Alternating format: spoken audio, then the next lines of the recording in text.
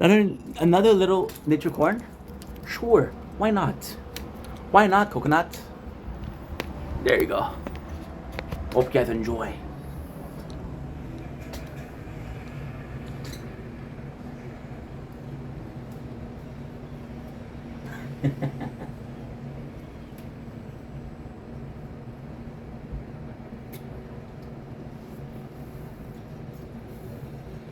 Don't blink, it's your boy Ink.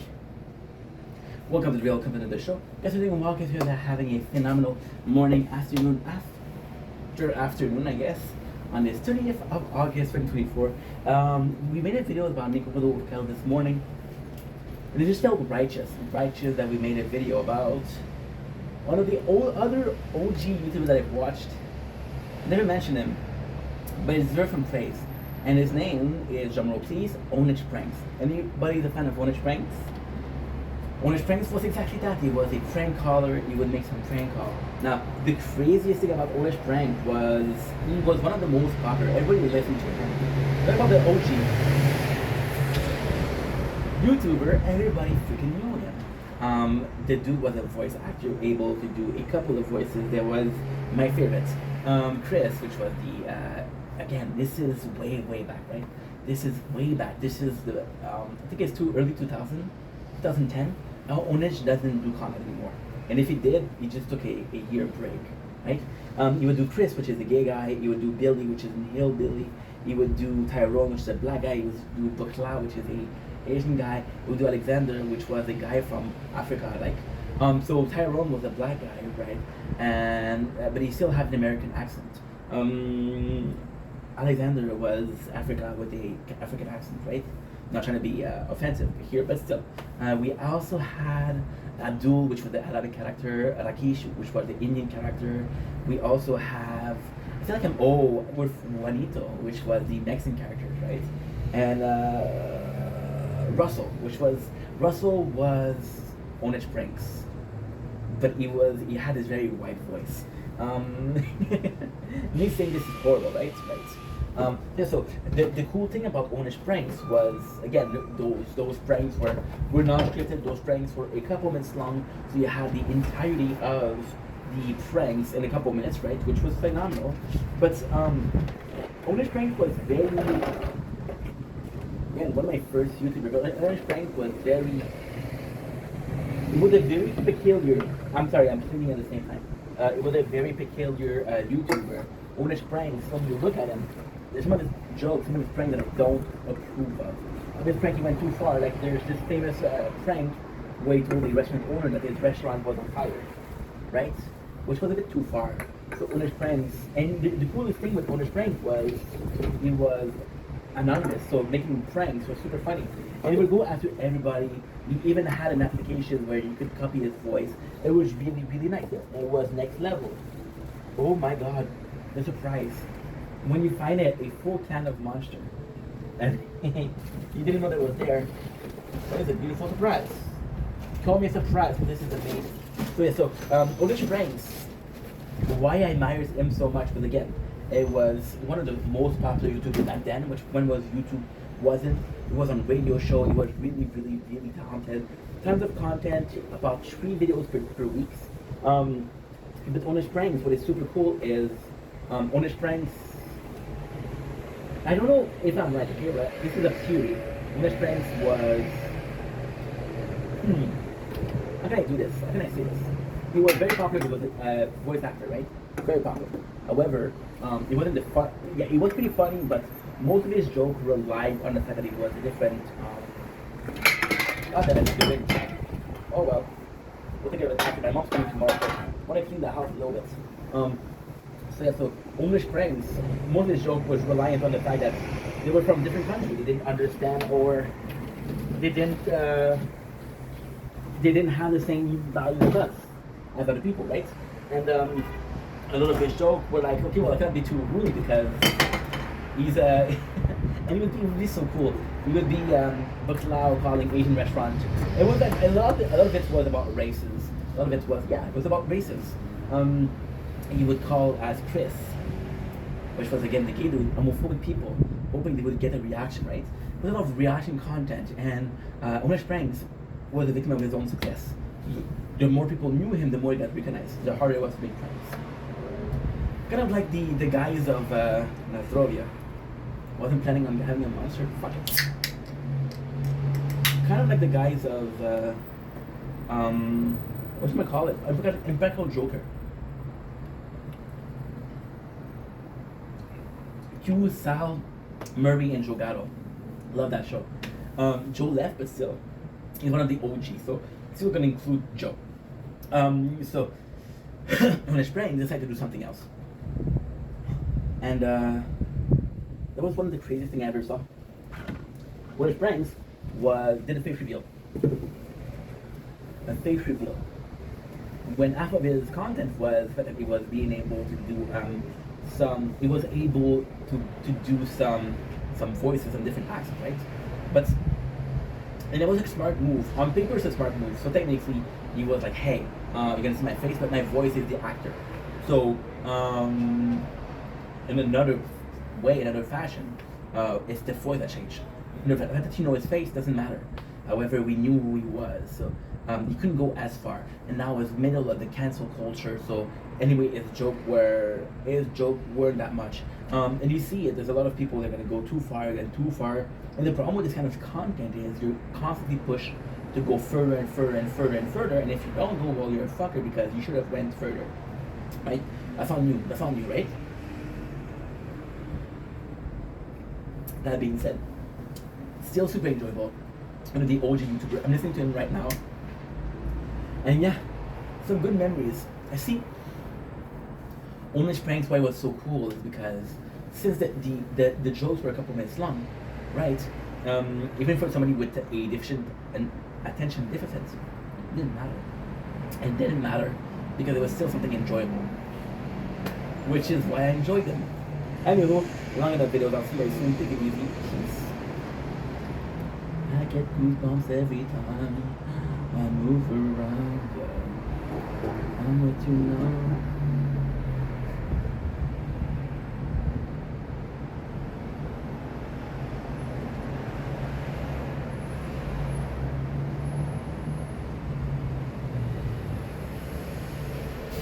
Don't blink, it's your boy Ink. Welcome to welcome to the show. This is a part 2 of a video we did a couple of weeks ago. So that video was about Maury. I said Murray because I'm watching Impeccable Joker. Maury, Steve Wilkos, and Jerry Springer. So we're talking about TV, which was sensation. It was circus TV, and the joy that I had watching those shows because it was mindless TV. And I want to have a completely different category, and it was South Beach Towing, it was a Lizard Lake Towing, and it was Operation Repo. So if you guys know what I'm talking about scripted shows about scripted show about renovation. And I want to say how much those shows meant to me, how much they changed me. See, when I watched the comment, one of the comments made me realize actually the reason why we're doing this video is the other comments. I was watching Operation Repo, we're uploading an episode. Rest in peace, Sonia. She died last year. And I remember the Operation Repo more than the others because Operation Repo was on Tubi TV, and I had Tubi TV, so I could download the whole show for free. So yeah, Operation Repo is gonna be the main one. Lizard Lake Towing was my first show for towing. Why are we specifying on the towing? Because when you look at shit TV, you look at Maury, you look at Jerry Springer, you talk about Steve Wilkos. Now, I'll be completely honest. If you look at the script or the idea or the concept behind the show, Maury, Jerry Springer, and Steve Wilkos have the same plan. They're all about shit TV and making as much noise as possible, which is cool. I appreciate that. I like that. But at the same time, it's more so about the fact that, in the weirdest of fashion, it was the same thing. The towing was, again, it was so fucking nice because you had shows, right? And those shows, it was about crazy situation, and you were like, if at first you watch them because this crazy situation is situation of towing, right? Which often lead to violence, and then altercation. And then you realize that those shows, you start watching them because it's funny, because people are stupid or crazy, and then you got the repo guy who are trying to do their best, right? And it's funny because we're seeing the repo guy as a good guy when in a lot of cases they're bad guys, right? They have a job to do, but their job depends on spreading misery, right? And it's kind of cool because like those show, I was watching them before that, and then the first one that came out for being fake was Operation Repo. I mean, look at the movie; it's clearly false. It's clearly a fake movie.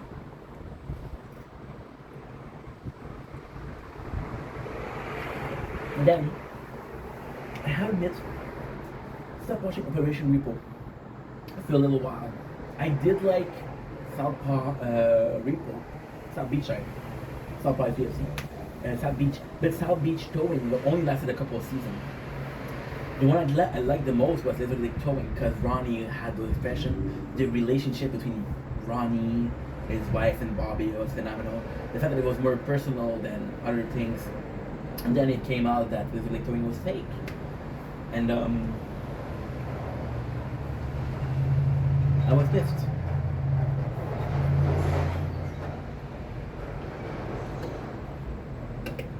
I was extremely young, 17, 18. I'm 31. The concept of, it doesn't matter if you're lying to me, if you tell me a good story. It doesn't matter if it's a lie, if it's entertaining. It doesn't matter if you're making up a story, as long as the story is enjoyable.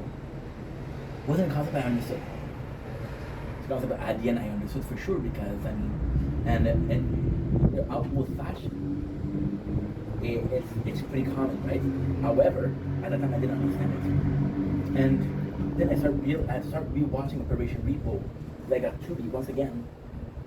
I fell back in love with the show, and I knew it was fake, but it was just a comedy. It was just crazy. There's a bunch of people, like you see, there's shit TV. If you look at shit TV, you're looking at also at court, divorce court, paternity court, and those courts are about crazy situation. And it came out that some friends wanted to be on TV, so they created a false thing. They created a false case, and they went on a court show. And it made me realize those stories, even though they're fake, they're still fun. It's still entertaining. And I want to say, those shows, as an adult, as a content creator right now, are a blessing. They're shit TV, they're brainless TV. The only thing you just need to sit down and enjoy. There's a lot of shows that I watch. And listen, when I watch shows, I'm very, very, very, very into narrative.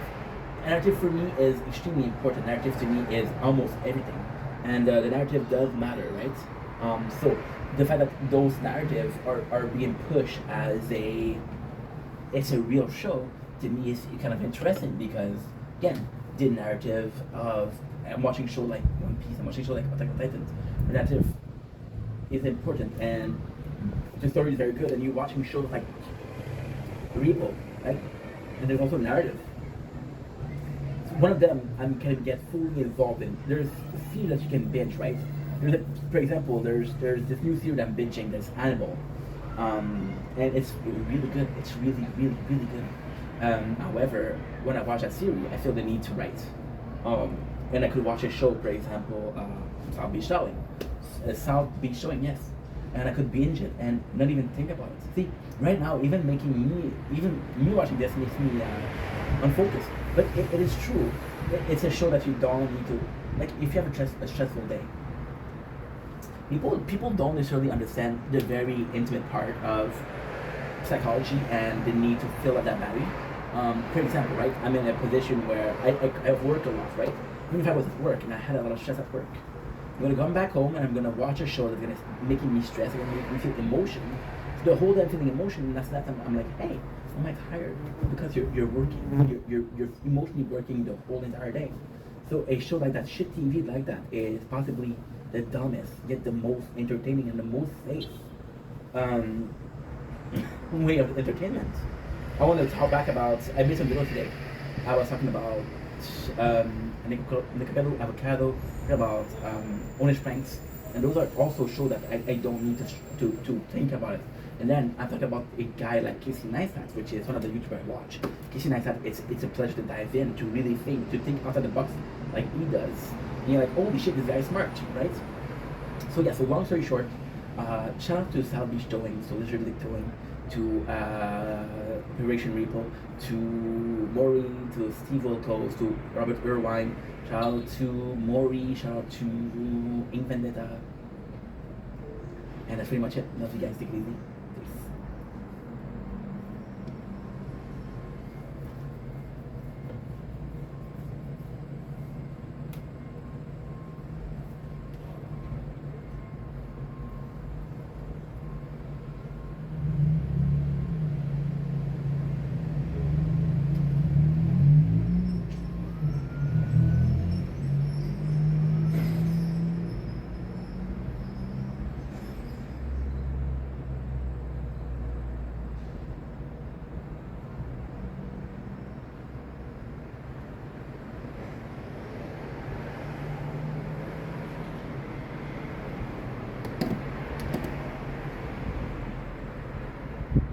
Don't link it, your boy Ink. Welcome to the show. You guys are doing well, guys are having a fantastic day.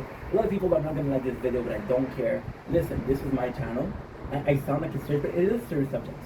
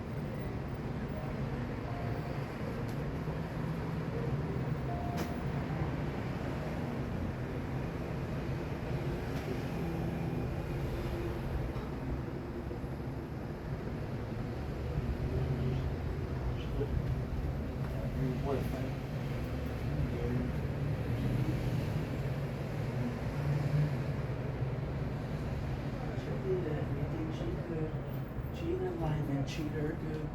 Found myself alone.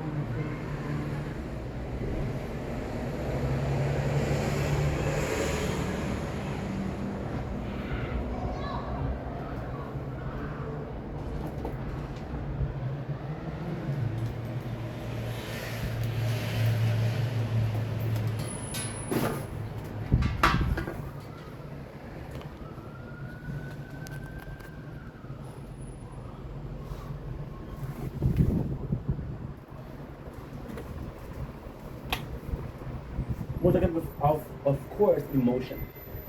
Having a very emotional week last week. A lot of people make fun of me for being myself, for feeling emotion, for being sad, right? A lot of people make fun of me for crying, you know? And the mentality that we have to break, and I understand, right? I do understand that the world is tough. You can't cry about everything, you cannot be sad about everything, you have to toughen up. I get that. I get the fact that the world will eat you alive if you're not able to resist. And to a certain degree, I agree with that. I so heartedly agree with that. However, I'm of the mindset that you should be able, or you should allow yourself at the very least to feel the emotion, to go through shit and be, you know what, that's not okay. And it's not so much that you're not tough, it's the fact that when you have emotion that you're allowed to feel them. You want to feel happy, it's okay to feel happy. If you want to feel sad, it's okay to feel sad. We're teaching kids, we're teaching people that you should feel emotion, which is something I didn't do a lot as a kid. And I'll be the first to admit that. When it comes to emotion, I'm very behind. I'll be the first to admit that. However, it made me take a lot of it made me go back a lot when it came to the fact that, hey, should have been more. I should have been more emotionally intelligent. There's some things that I missed because I wasn't emotionally enough. You're not allowing people to understand their feelings. When they're feeling overwhelmed, right? And best thing I did. My depressions that could have been avoided. My period of sadness could have been avoided if I was able to express my emotion. My biggest problem in life is I bottle emotion up. I bottle them, I bottle them, I bottle them. And when I can't bottle, I explode, right? Which is very, very common, very, very normal.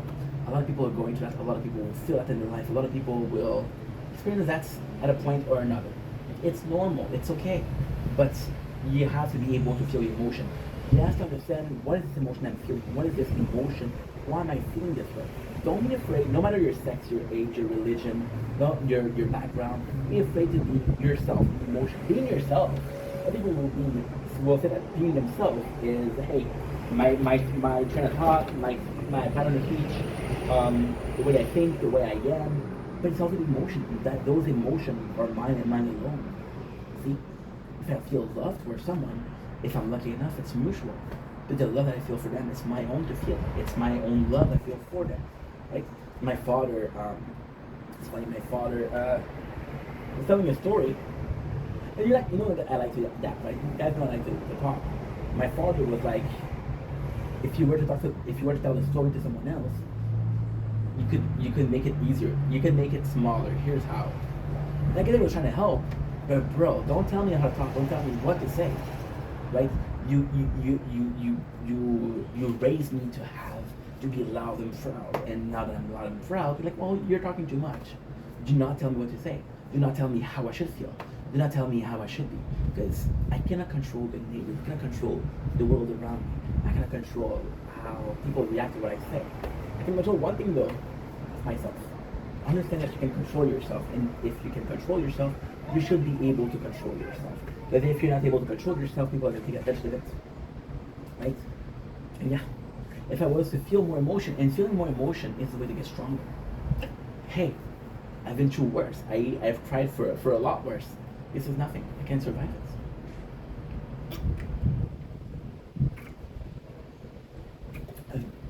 it. But if you have a first heartbreak, and you're completely healed and going into another relationship, that's not good behavior. That's not something that's supposed to do. That's not something I would recommend doing. So yeah. Anywho, I love you that you matter. I'll see you guys soon.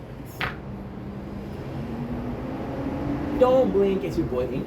Welcome to another show. And then you're walking out there having a wonderful day, morning and evening. It's going to be a very special video. It's going to be a very short video. Not a short, but a shorter video. And I just want to say a big thank you. You see, I'm later in life. I did a video about a month ago where I was talking about, hey, I wish I made content when I was younger. And I still, to a certain degree, I still believe in that, right? And I had the amazing Butler TV on YouTube and on Twitch. Butlers with an S TV, one word. That's his family name, by the way. It's not a butler like, hey, I'm a butler.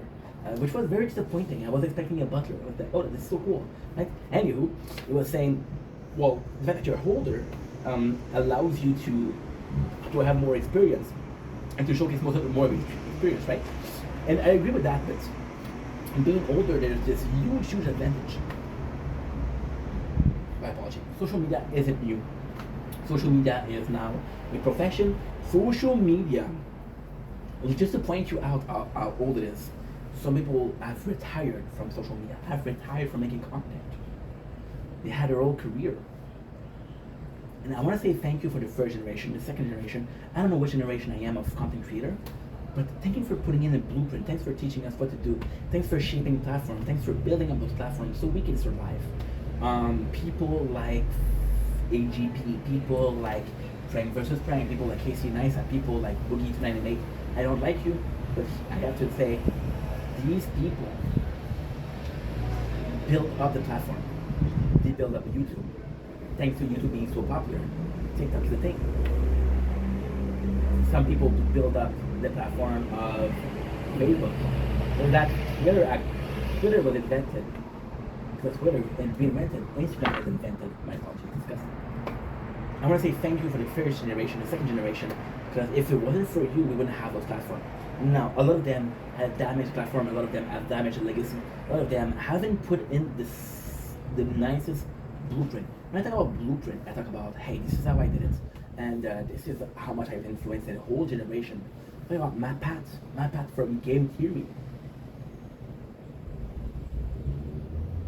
How many people, maybe not cried, but how many people were sad when he retired? That was insane. That was insane.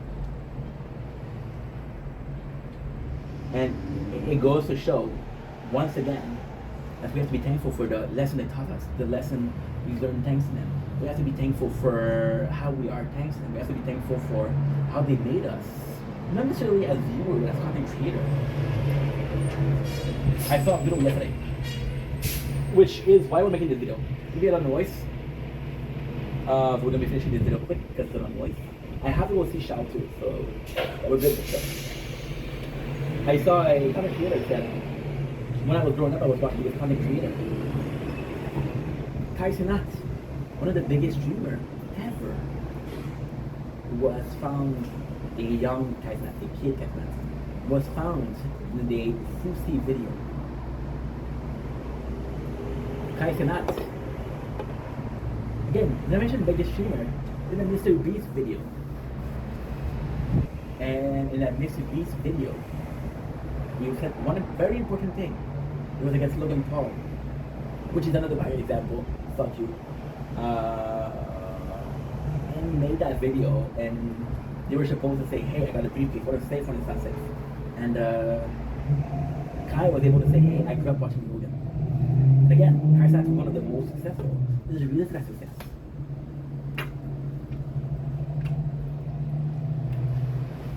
There's a reason for how he is.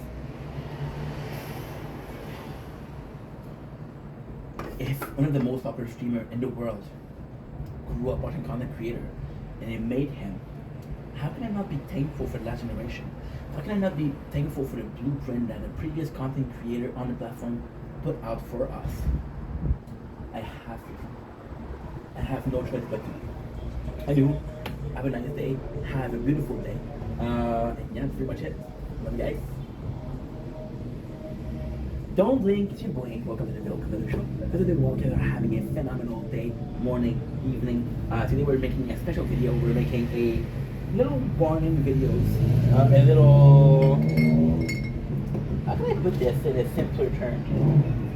I feel like the word. I don't know why, but I really feel like me saying a little warning is the perfect fashion. Be careful what you hear online. Be careful what you see online. There's no drama. There's not going to be a scandal with King Vendetta. Don't worry. But you have to understand that there's so many sources of information, right? And they all say different things. And I'm open to different opinion. I'm open to different mindset. I'm open to different perception. Absolutely. That's the whole idea behind the Vendetta channel. But do be careful. Not every single information that you'll hear is true. Especially in America, which is one of the biggest, not the biggest country. We're gonna call it the loudest country though. People really care about it. It doesn't be the Trump versus Camilla election, right? And I want you guys to understand that there's a million of people talking about Trump, there's a million talking about Camilla. Don't listen to everybody. Look at the information. Understand what you're hearing. Understand who's saying it. We had a podcast with Elon Musk, and I love Elon. I'm very thankful for what he did. He made an interview with Donald Trump. Phenomenal interview, by the way. Strongly recommend watching it. It's amazing. However, Musk and Trump are friends.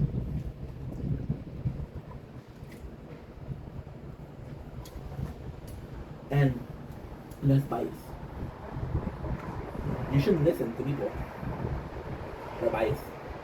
You shouldn't listen to people that have a friend that's going for office. You shouldn't listen to somebody that doesn't like someone and say, hey, I don't like her. Don't tell everybody that she's a shithead.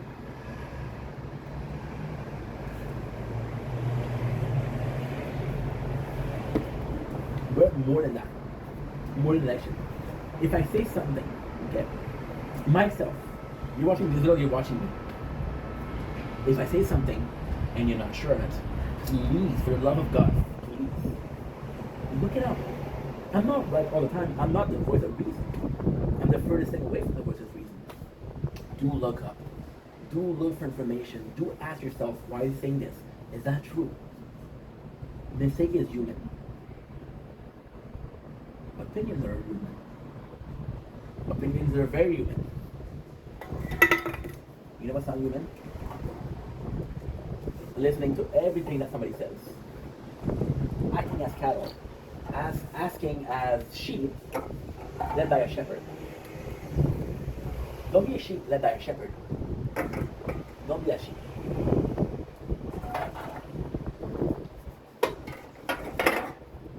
Be the person that agrees, not the person that feels that he needs to agree. Again, this goes for me, it goes for everybody. There are people, I think the most important question you can ask yourself is, do they have a horse in the race? Somebody tells me something, but for example, right, if somebody that owns a pancake shop that tells me their pancake is 10% more healthy, ask yourself why. One of the YouTubers I look up to growing up, Rich Piana. Fucking love Rich. Rich was a bodybuilder.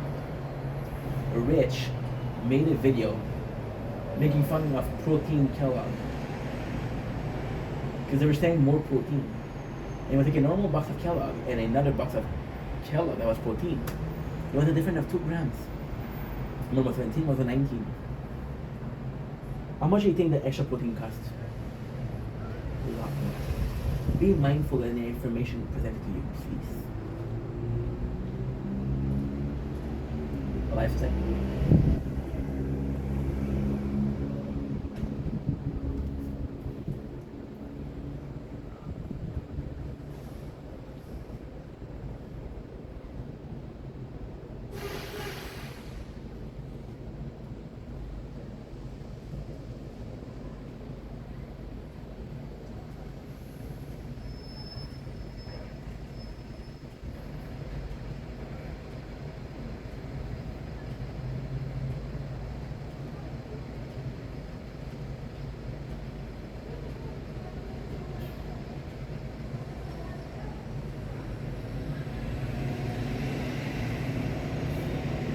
What's up, bro? What's up? What's up? You good? Are you good? Can you hear me? Yeah. That's my boy. Looking fucking beautiful. Bro, I'm gonna be leaving soon. You want me to leave soon or you want me to wait until 15? Finish 15. I don't know. Okay, so I'll leave soon. I'll be there in 10 minutes. Okay. See you in Tim's. Yep. You want me to meet at Tim's? You don't want to meet at PCT? Maybe Tim's is there. Okay, if you think Tim is better, that's perfect, okay? Yeah. Bro, I'm saying hi. My camera's not on. I'll see you in 10 minutes, bro. Alright. Much love, my boy. Please say hi to Max for me.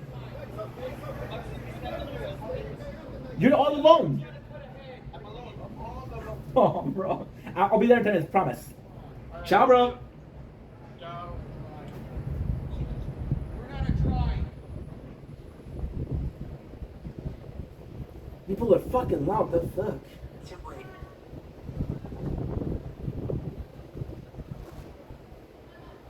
Si branche chez le père 38 4. Let's say that private. Okay, cool. Let's go. Allez, c'est ciao.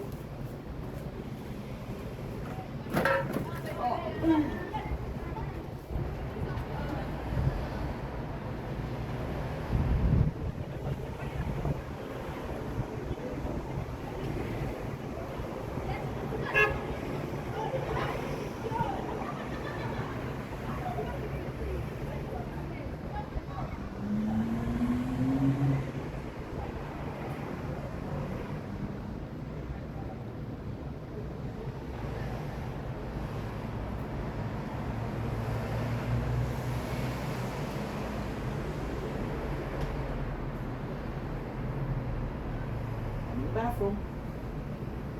Yeah, yeah.